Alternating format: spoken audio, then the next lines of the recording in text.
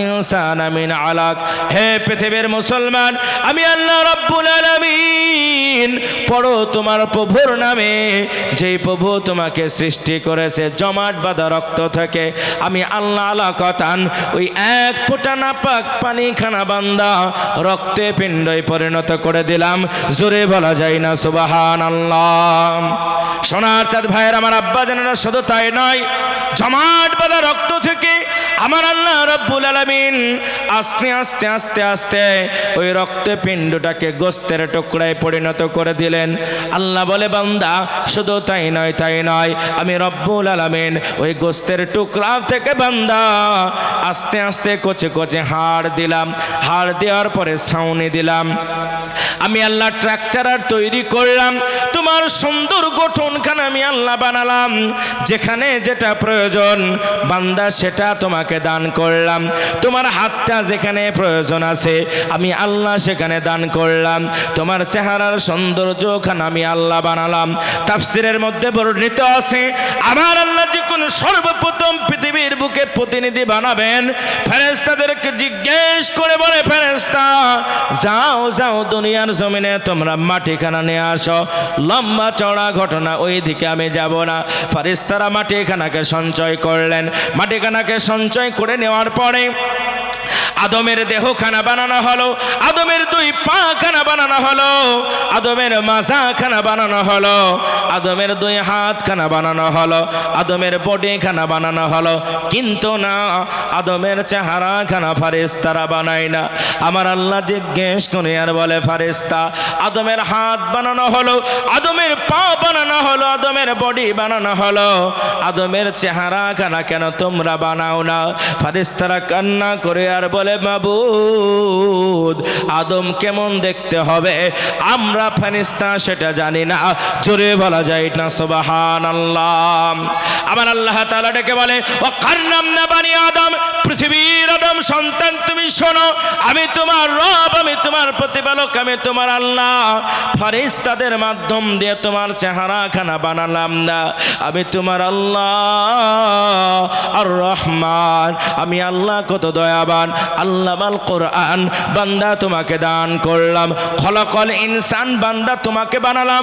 পৃথিবীর জমিনে লক্ষ্য করে দেখো, আমি আল্লাহ রাব্বুল আলামিন আমার দুইটা কুদরতি হাত দিয়ে বান্দা সুন্দর করে তোমার চেহারা খানাকে বানালাম।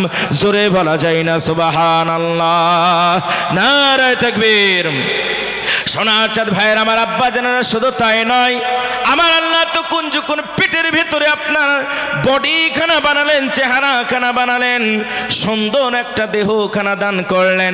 এইবার আমার আল্লাহ আপনার কেমন করে খাবারের ব্যবস্থা করলেন। পৃথিবীর কোনো ডাক্তার পারে না, পৃথিবীর কোনো মাস্টার পারে না, পৃথিবীর কোনো ইঞ্জিনিয়ার নাই, পৃথিবীর কোনো বাবার বেটা নাই। আপনাকে মায়ের পেটের ভিতরে খাবার খাওয়াবেন। আমার আল্লাহ তাআলা ডেকে বলে, বান্দারে আমি আল্লাহ একটা জীবিত মানুষের ভিতরে আর একটা জীবিত মানুষ কেমন করে থাকে, আমি আল্লাহ কেমন করে তোমাকে খাওয়ালাম। আমি আল্লাহ রাব্বুল আলামিন তোমার মায়ের নাপাক রক্তখানাকে বন্ধ করে দিলাম। বন্ধ করে দেওয়ার পরে বান্দা বিনা অপারেশনে, বিনা সার্জারিতে, বিনা ব্যাটারিতে আমি রব্বুল আলামিন তোমার মায়ের নাড়ির সঙ্গে সুন্দর করে তোমার নাড়িখানাকে জয়েন্ট করে দিলাম। বান্দা তোমার নাড়িখানা যখন জয়েন্ট হয়ে গেল, আমি আল্লাহ মায়ের পেটের ভিতরে আস্তে আস্তে আস্তে আস্তে তিলে তিলে তোমাকে বড় করতে শুরু করলাম। জোরে বলা যায় না সুবহানাল্লাহ। এবার আপনাকে বিজ্ঞানের থিওরি দিয়ে বোঝাবো। কোরআন খানা খুলে নেন, কোরআন মহাবিজ্ঞানের কিতাব। বিজ্ঞান কোরআন পড়ে পৃথিবীর বুকে বড় বড় মেশিন আবিষ্কার করে, কিন্তু মুসলমানের সন্তানগুলি রমজান মাস ছাড়া কোরআন খানা পড়ে না। আর রমজান মাসে যখন কোরআনটা বার করে রুমাল দিয়ে ঝাড়ে। জোরে বলুন ঠিক বললাম না বে ঠিক? আল্লাহর কোরআন খানা খোলেন, কোরআন জানিয়ে দেয়, পৃথিবীর মুসলমান তোমরা শোনো, আমি রব্বুল আলামিন জানালাম পৃথিবীর বুকে তোমার গঠন সম্পর্কে দেখো, আলাম না জাআল্লাহু আইনাইন, বান্দা তোমাকে দুইখানা চোখ দান করলাম। বর্তমান বিজ্ঞান গবেষণা করে বলে আজকে ক্যামেরার বিভিন্ন রকমের লেন্সের পাওয়ার রয়েছে। কারো ক্যামেরার পাওয়ার 100 মেগাপিক্সেল, কারো ক্যামেরার পাওয়ার 75 মেগাপিক্সেল। আল্লাহ তাআলা বলে বান্দা আমি আল্লাহ তোমাকে যে দুইখানা চোখ দান করলাম, বিনা ব্যাটারিতে, বিনা চার্জারে, বিনা সাহায্যে, বর্তমান বিজ্ঞান গবেষণা করে মানব জাতির চোখের ভিতরে একটা নয় দুইটা নয় 775 মেগাপিক্সেল ক্যামেরার যতটা পাওয়ার আমি আল্লাহ তোমার চোখের ভিতরে ততখানা পাওয়ার দান করলাম।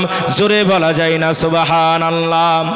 এ বান্দা শুধু তাই নয়, ওয়া লিসানা ওয়া শাফাতাইন, আমি আল্লাহ তোমাকে দুইটা ঠোঁট দান করলাম। ঠোঁটের কত গুরুত্ব, আব্বা বলতে গেলে ঠোঁটের প্রয়োজন আছে, মা বলতে গেলে ঠোঁটের প্রয়োজন আছে, কিন্তু যখন তুমি আল্লাহকে ডাকবে তোমার ঠোঁটের কোনো প্রয়োজন হবে না। আমি রব্বুল আলামিন দুই ঠোঁটের মাঝখানে ছোট্ট একটা গোস্তের টুকরা দান করলাম, যার নাম হলো লিসান জিহবা। শুনলে অবাক হয়ে যাবেন, বর্তমান বিজ্ঞান পৃথিবী থেকে 15,000 কিলোমিটার উপরে একটা বিমান উড়ে চলে যায়। বিজ্ঞান গবেষণা করে বলে ওই বিমানের ভেতরে কত টন মাল আছে। বিজ্ঞান রোবট নামক একটা যন্ত্র আবিষ্কার করলো, যে রোবট নানান রকম কাজ করে, নানান রকম জিনিস আবিষ্কার করে, কিন্তু রোবট স্বাদ গ্রহণ করার ক্ষমতা বলতে পারে না। বর্তমান বিজ্ঞান মানব জাতির জিহ্বাটাকে যখন পরীক্ষা করলেন, নিরীক্ষা করলেন, আল্লাহ তাআলা জিহ্বার মধ্যে এমন কিছু ক্যালিটি দান করেছেন। বিজ্ঞান বলে একটা নয় দুইটা নয়, মানব জাতির জিহ্বার ভেতরে 3000 অসাধারণ স্তর রয়েছে। জোরে বলা যায় না সুবহানাল্লাহ, নারায়ে তাকবীর। এ বান্দা শুধু তাই নয়, গবেষণা করো, আটলান্টিক মহাসাগরের দিকে তাকাতে হবে না, পাহাড়ের দিকে তাকাতে হবে না, সমুদ্রের দিকে তাকাতে হবে না। ফালিয়ানজুরিল ইনসান, বান্দা তুমি তোমার দিকে তাকাও, একবার চিন্তা করো, গবেষণা করো। আমি আল্লাহ তোমার মস্তিষ্কখানা দান করলাম। বর্তমান বিজ্ঞান গবেষণা করে বলে এই মানুষের মাথার ভেতরে লাল লাল কিছু তার আছে, কিছু সুতা আছে, যেই লাল লাল তার সুতাগুলা যদি বার করা হয়, একটা নয় দুটা নয়, এই পৃথিবীটাকে 2.5 বার ঘোরার পরে যতখানা জায়গা থাকে, তোমার মাথার সুতাগুলা বার করার সঙ্গে সঙ্গে 2.5 বার ঘোরানোর পরে তোমার মাথার লাল লাল সুতাগুলা অবশিষ্ট থেকে যাবে। জোরে বলা যায় না সুবহানাল্লাহ। এ বান্দা শুধু তাই নয়, আমি তোমার রব, তোমার মা তোমাকে এত ভালোবাসতে পারে না, তোমার আব্বা তোমাকে এত ভালোবাসতে পারে না, আমি আল্লাহ তোমাকে যতখানা ভালোবাসি।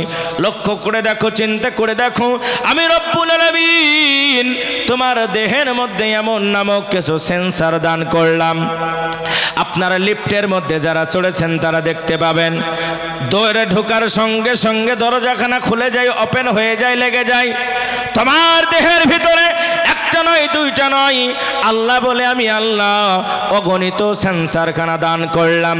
বান্দা যদি তুমি একবার চিন্তা করো, গবেষণা করো, তুমি যখন জমিন দিয়ে হাঁটো, তোমার পায়ের মধ্যে একটা কাঁটা ঢোকার সঙ্গে সঙ্গে একবার নয় দুইবার নয় রে বাবা, ঘন্টায় সেকেন্ডে 72,000 কিলোমিটার বেগে, একটা সেকেন্ডে 72,000 কিলোমিটার বেগে তোমার মস্তিষ্ক তোমাকে জানিয়ে দেয় আর বলে দেখো দেখো দেখো, তোমার পায়ের ভেতরে যেন একটা কাঁটা ঢুকেছে। যদি তোমাকে একটা পিপিলিকায় কামড়িয়ে দেয়, পিপিলিকায় কামড়িয়ে দেওয়ার সঙ্গে সঙ্গে সেকেন্ডে 72,000 কিলোমিটার বেগে তোমার মস্তিষ্ক তোমাকে জানায় দেখো তোমাকে পিপিলিকায় মনে হয় কামড়িয়েছে।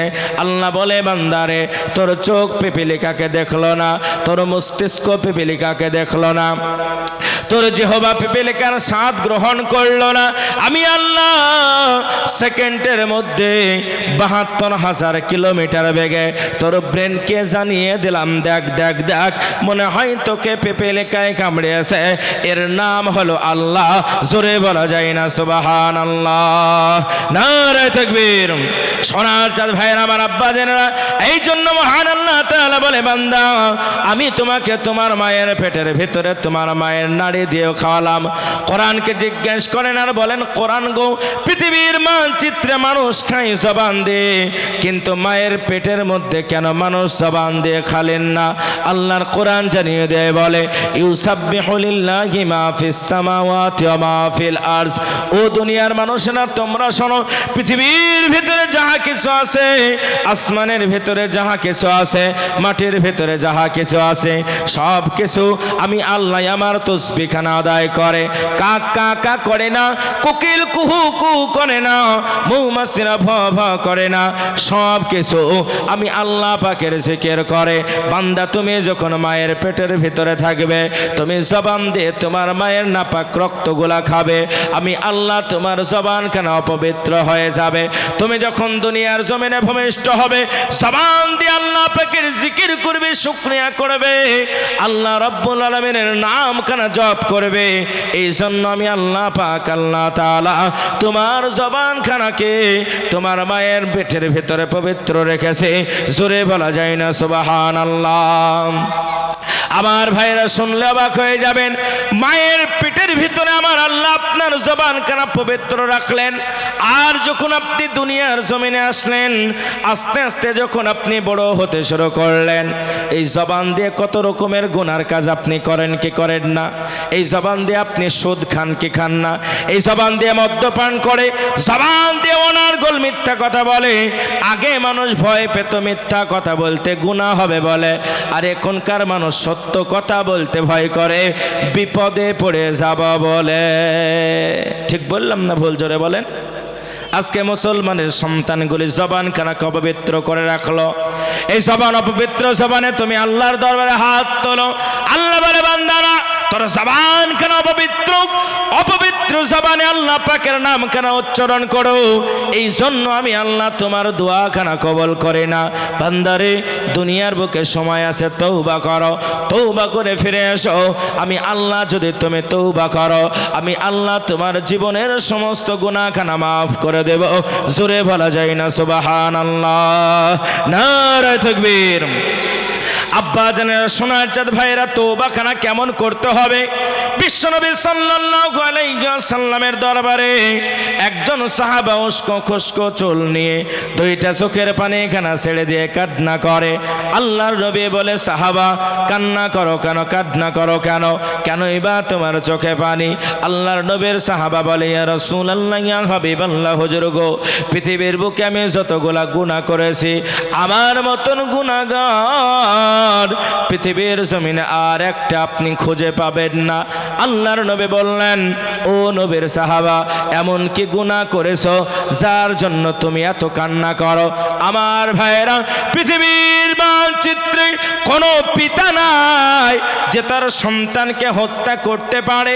আল্লাহর নবীর সাহাবা বললেন, হুজুর এত গুনাহ করেছি, এত গুনাহ করেছি গো নবী, আমার নিজের সন্তানখানাকে আমি হত্যা করে ফেলেছি। আল্লাহর নবী বললেন, কেউ পারে নাকি তার সন্তানকে হত্যা করতে? সাহাবা এত কাঁদে, এত কাঁদে, এত কাঁদে। আল্লাহর নবী বলে, সাহাবা কান্না করো না, কান্না করো না, তোমার কান্নার কারণ খানা কি তুমি জানিয়ে দাও। আল্লাহর নবীর সাহাবা বললেন, হুজুর মক্কার জমিনে নারীদের যখন কোনো সম্মান ছিল না, মর্যাদা ছিল না, নারীদেরকেও অপয়া মনে করা হতো। কোরআন জানিয়ে দিয়ে বলে, বান্দারে নারীদেরকে যতগুলো সম্মান দান করা হয়েছে, পৃথিবীর বুকে এত সম্মান আর কোনো ধর্মের মধ্যে দেয়নি। জোরে বলা যায় না সুবহানাল্লাহ। আজকে বর্তমান আমার মায়েরা আন্দোলন করে, ইরানের বুকে একটা আন্দোলন করা হলো, নারীরা আন্দোলন করে বলে, ইসলাম আমাদেরকে জটিলতা তৈরি করেছে, আমার পোশাক যেমন করে পরবো, যেমন করে খুলবো, ইসলামের কথা কেন আমরা মানব না। ইরানের বুকে একটা আন্দোলন করা হলো, সাংবাদিকের সামনে একটা মেয়ে তার দেহের পোশাকখানা খুলে ফেলে দিল। একটা নয়, দুইটা নয়, আপনার 12টা লোক মিলে ওই নারীখানাকে ধর্ষণ করলো, তাদের মধ্যে একজনও কেউ মুসলমান ছিল না। আল্লাহ বলে, নারী তুমি শোনো, আমি রব্বুল আলামিন পৃথিবীর মানচিত্রে তোমার মর্যাদা বানালাম। এমন একটা সময় ছিল যখন তোমার কোনো মর্যাদা ছিল না। আজকে নারীরা তোমরা যদি কোরআনওয়ালা হয়ে যাও, আমি আল্লাহ তোমাদের মর্যাদা পৃথিবীর বুকে আরো বাড়িয়ে দেব। জোরে বলা যায় না সুবহানাল্লাহ? ওগো আমার সম্মানিত ভাইয়েরা, গভীর মনোযোগ দিয়ে শুনবেন। এমত অবস্থায় বিশ্বনবীর সাহাবা কান্না করতে করতে বলে, হুজুর আমি ব্যবসা করতে বড় ভালোবাসতাম, মহাব্বত করতাম। আমার বিবি তখন প্রেগনেন্ট অবস্থায় ছিল, হামিলা অবস্থায় ছিল। হামিলা কথার অর্থ হচ্ছে গর্ভবতী। ইয়া রাসূলুল্লাহ, ইয়া হাবিবাল্লাহ, হুজুর গো আমার হামিলা বিবিকে পেটের মধ্যে সন্তান থাকা অবস্থাতে একদিন নয়, 2 দিন নয়, আমি বছরের জন্য বাইরে চলে গেলাম বাণিজ্যের জন্য। বর্তমান সময়ে অনেক যুবকেরা কোন আছে, বিবাহ করার পরে তার সন্তান যখন পেটের মধ্যে আসে, সন্তানটা বড় হবে, আস্তে আস্তে হাঁটা শিখবে। হাঁটা শেখা পর্যন্ত কেউ বা সৌদি আরবে কাজ করে, কে করে না জোরে বলেন? কেউ বা কুয়েতে কাজ করে, কেউ বা কেরালায় কাজ করে। 6 মাস 1 বছর পরে বাড়িতে আসে। আহারে ও পৃথিবীর মুসলমান, আল্লাহর নবীর সাহাবা তার স্ত্রীর পেটের মধ্যে সন্তানখানা রেখে তিজারতের জন্য বাইরের জন্য চলে গেলেন। যখন বাইরে ব্যবসা করার উদ্দেশ্য বের হয়ে যায়, ইয়া রাসূলুল্লাহ, হুজুর আমার বিবিকে আমি ডাক দিয়ে বললাম, প্রাণের বিবি, তোমার পেটের মধ্যে যেই সন্তানখানা আছে, ওই সন্তানটা যদি পুরুষ সন্তান হয়, বিবি গো ওই সন্তানখানাকে পেটের মধ্যে ভরে রাখবে আর সোনার বাক্সের মধ্যে ভরে রাখবে। আর ওই সন্তানখানা যদি নারী সন্তান হয়, বিবি মনের মধ্যে কোনো দুঃখ নেবে না, কোনো কষ্ট নেবে না, নারী সন্তানটাকে গলা টিপে তুমি হত্যা করে দেবে। ইয়া রাসূলুল্লাহ, ইয়া হাবিবাল্লাহ, এই কথা বলার সঙ্গে সঙ্গে নবী গো আমি বাইরের জন্য রওনা হয়ে গেলাম, বের হয়ে গেলাম। হুজুর দিন আসে দিন যায়, রাত আসে রাত যায়, কয়েক বছর যখন পূর্ণ হয়ে যায়, আমি দাইহাতুল কলবি মনের মধ্যে কল্পনা হতে শুরু করলো। মনে হয় আমার সন্তানটা এতদিন বড় হয়ে গেছে, মনে হয় আমাকে আব্বা বলে ডাকতে শুরু করবে। ইয়া রাসূলুল্লাহ, ইয়া হাবিবাল্লাহ, হুজুর আমি আমার সন্তানের মহাব্বতে পড়ে কয়েক বছর পরে ব্যবসার জায়গা থেকে আমি আমার বাড়ির উদ্দেশ্য রওনা দিতে শুরু করলাম। ইয়া রাসূলুল্লাহ, ইয়া হাবিবাল্লাহ, আমি যখন বাড়ির মধ্যে প্রবেশ করলাম, গৃহের মধ্যে প্রবেশ করলাম, যখন আমি দরজাটাই বাড়ি দিলাম, আমার বিবি আমাকে দেখে অত্যন্ত আনন্দের সঙ্গে বলে, স্বামী গো কতদিন আপনাকে দু নয়নে দেখি নাই। জোরে বলা যায় না সুবহানাল্লাহ?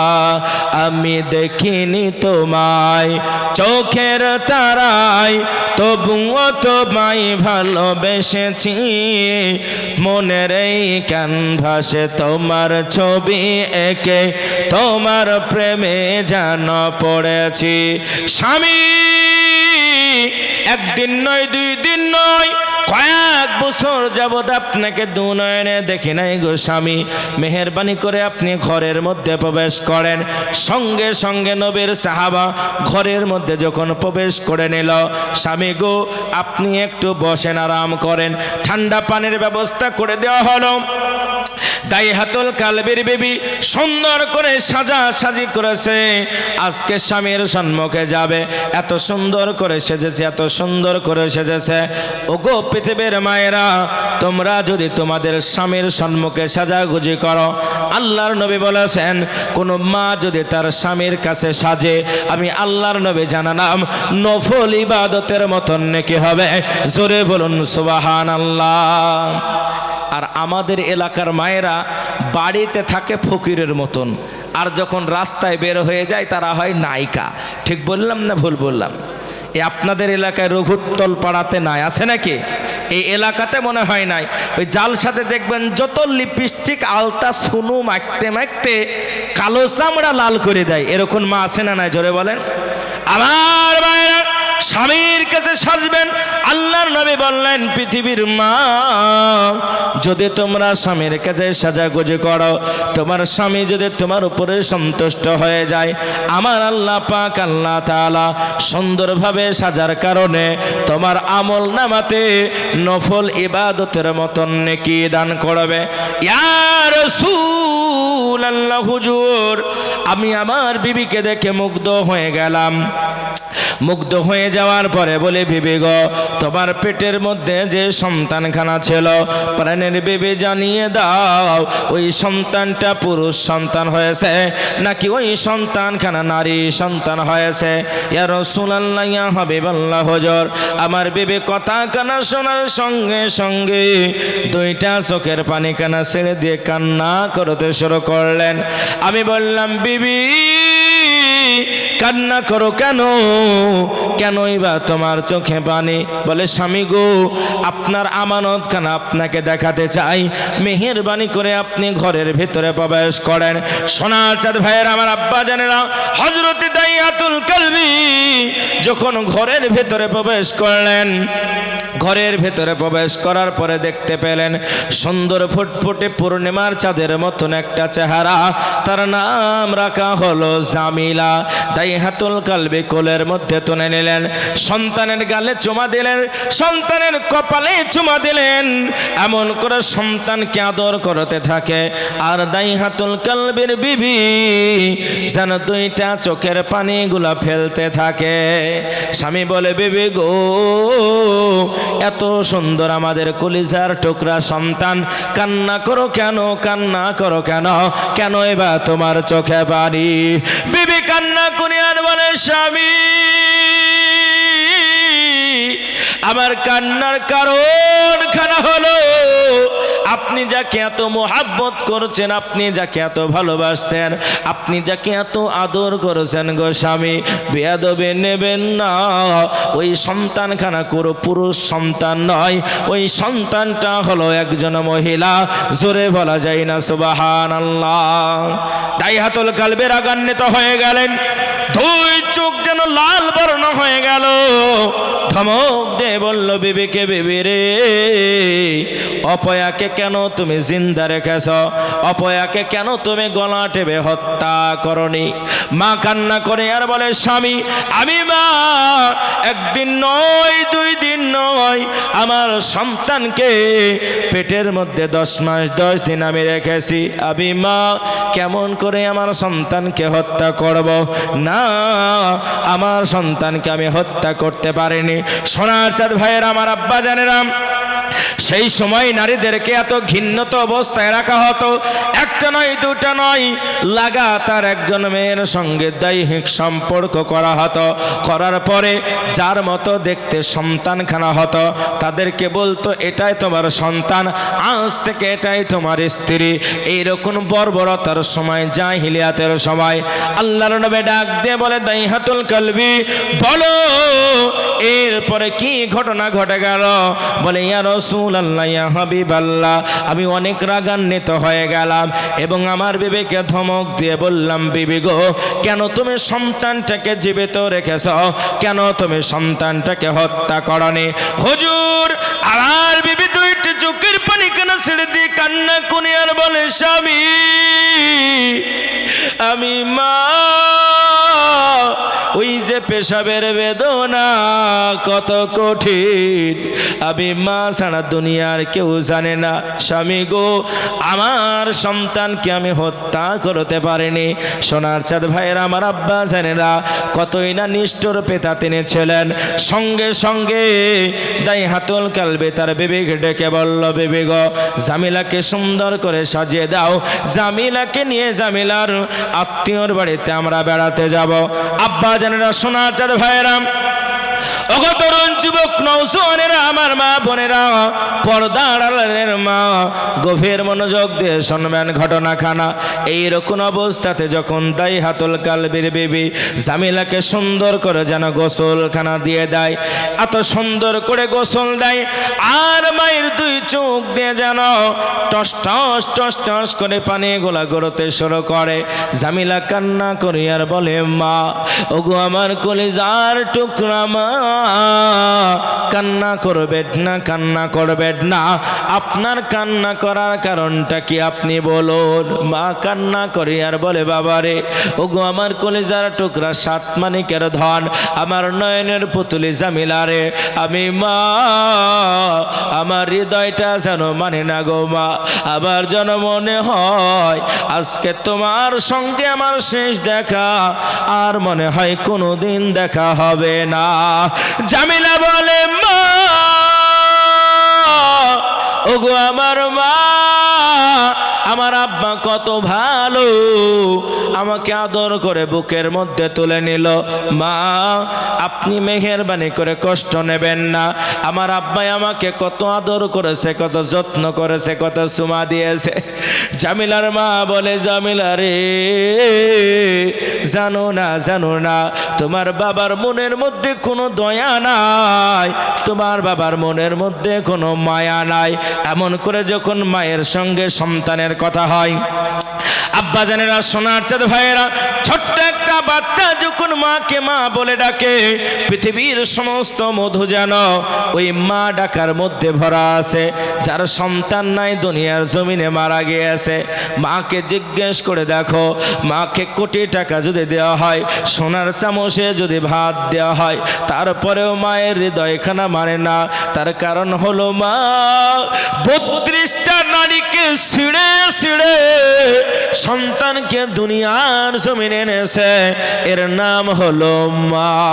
এমন করে আপনার দাই হাতুল কালবের বিবি বলল, জামিলা গো, দুধে ভাতে খেও, আমার কোলে তুমি ফিরে আসো।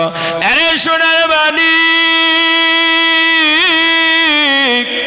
এমন করে জানো হযরত দাইয়াতুল কালবি জামিলাকে নিয়ে মরুভূমির পাত্রে যখন রওনা হতে শুরু করে, জামিলা ছোট ছোট পা গুলা ফেলতে শুরু করে। জামিলা পা গুলা ফেলে আর মরুভূমির উত্তপ্ত বালুকণা যেন জামিলার গরম গরম নরম নরম পায়ে আঘাত করে। জামিলা কান্না করে আর বলে, আব্বা গো, মরুভূমির পানি আর সহ্য করতে পারি না, মরুভূমির উত্তপ্ত বালুকণা আর সহ্য করতে পারি না গো আব্বা, আমার জন্য কি একটু পানির ব্যবস্থা করা যাবে না? হযরতে দাইহাতুল কালবি বলে, ওগো আমার কলিজার টুকরা জামিলা, তোমার জন্য পানির ব্যবস্থা করব, তুমি একটু অপেক্ষা করো। এমন করে সোনার চাঁদ ভাইয়ের আমার আব্বা জানেরা, ওই মরুভূমির প্রান্তে হযরতে দাইহাতুল কালবি যেন গর্তখানা করতে শুরু করে। আল্লাহর নবী ডাক দিয়ে বলে, দাইহাতুল কালবি বলে দাও, বলে দাও, এরপরে কি ঘটনাখানা ঘটে গেল? হযরতে দাইহাতুল কালবি কান্না করে আর বলে, হুজুর, আমি যখন গর্তখানা খনন করতে শুরু করি, আমার জামিলা আমার কাছে যেন বারবার আসে আর যেন বলে, আব্বা জান, ওগো আমার আব্বা, আমার জন্য আপনি এত কষ্ট করবেন না, আপনার কষ্টখানা আমি সহ্য করতে পারি না। আমি আমার মেয়েকে বললাম, মা গো, দুঃখ নিও না, দুঃখ নিও না, আর একটু অপেক্ষা করো, তোমার জন্য পানির ব্যবস্থা করা হবে। নবী গো, এমন করে যখন আমি গর্তখানাকে সম্পন্ন করে দিলাম, হুজুর, আমার মতন গুনাহগার কেউ নাই, হুজুর, আমার মতন পাপী কেউ নাই, হুজুর, মক্কা মদিনার জমিনে এমন কোন নিষ্ঠুর পিতা নাই, আমার মতো ভয়ঙ্কর রূপে আমার সন্তানকে হত্যা করতে পেরেছে। আল্লাহর নবী দুইটা চোখের পানি কানা ছেড়ে দিয়ে আর বলে, দাইহাতুল কালবি, জানিয়ে দাও এরপরে কি ঘটনাখানা ঘটে গেল? হযরতে দাইহাতুল কালবি বলে, ইয়া রাসূলুল্লাহ, ইয়া হাবিবাল্লাহ, হুজুর গো, এমন করে যখন আমি আমার সন্তান, আমার কলিজার টুকরা জামিলাকে যখন ডাক দিয়ে বললাম, জামিলা,